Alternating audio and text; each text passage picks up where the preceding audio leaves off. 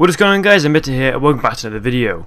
It has been a while since the video. I did take a little break there, and the video that came out on Wednesday was actually meant for the Friday last week. The reason I took a break is mainly because NBA 2K17 came out, and I kind of felt then that I needed to take a break. I needed to take a stop and sort of think about what I was going to do on YouTube, and maybe think about the sort of content I wanted to do on YouTube beyond that point. Now, the content won't really change up at all on YouTube. It'll basically just stay the same, with a slight difference in the way that things are done, commentary's done, things like that.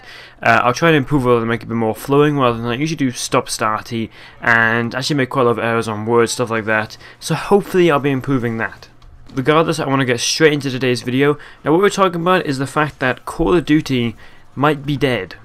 Now, if you remember, ever since Battlefield 1 was released, the hashtag RipCOD became a huge thing on Twitter, on Facebook, everywhere. RipCOD became the thing for a slight while in terms of the gaming community.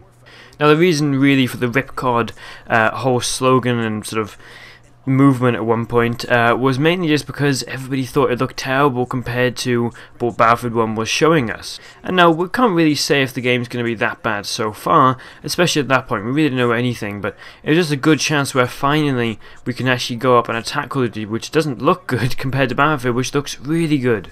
And also, Battlefield gave us what we wanted in terms of a game that's in the past, rather than another futuristic game or even another military shooter, while Call of Duty went for the same old thing and said, oh no, look, we can still do this, we're still doing future games, this is the whole market for now. So I think that as well kind of contributed to why the RipCOD slogan came along, because people aren't really saying, oh, it looks terrible, but they're more saying they've just run out of ideas and they don't know what to do right now. They're just putting out the same thing over and over again, literally. Now, of course, they then did announce that the Modern Warfare Remastered would be coming out with the game, which I will get to a little bit now, but that did actually change a lot of things in terms of people's opinions towards the game, and actually their opinions towards getting the game overall.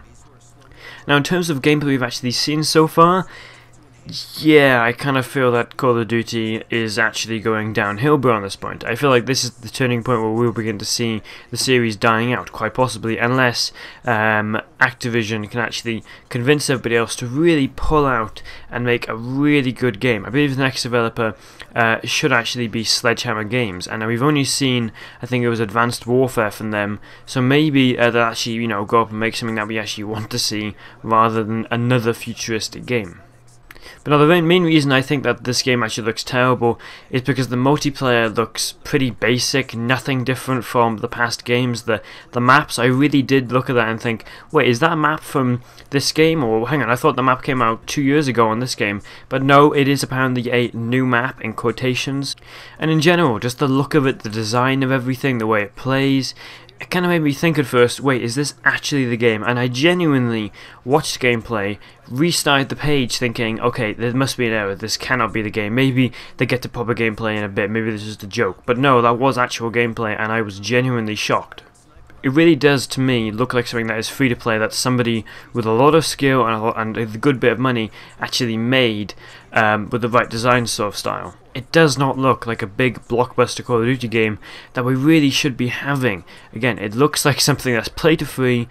It really doesn't look like the big blockbuster Call of Duty game that we should be having.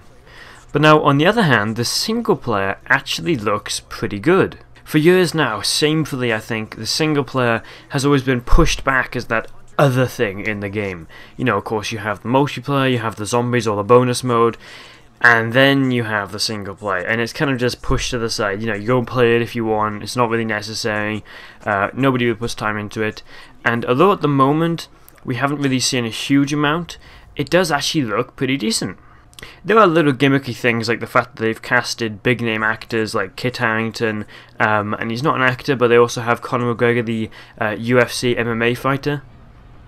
He's going to be sort of a bad guy who's obviously going to beat you up because he's an MMA fighter. I mean, he has to do that, doesn't he?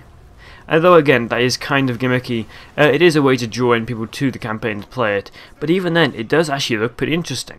Although I would rather prefer them to cast decent voice actors as opposed to decent actual actors and MMA fighters, because even then I feel like there should be more of a story-driven campaign as opposed to a, hey look, it's that guy from this, or hey look, it's Jon Snow. Now, of course, the saving grace of Infinite Warfare is the fact that Modern Warfare Remastered is coming along with it. Without Modern Warfare Remastered, I feel like Infinite Warfare would just die. It would come out, nobody would play it, maybe a week of coverage, and then it would be dead.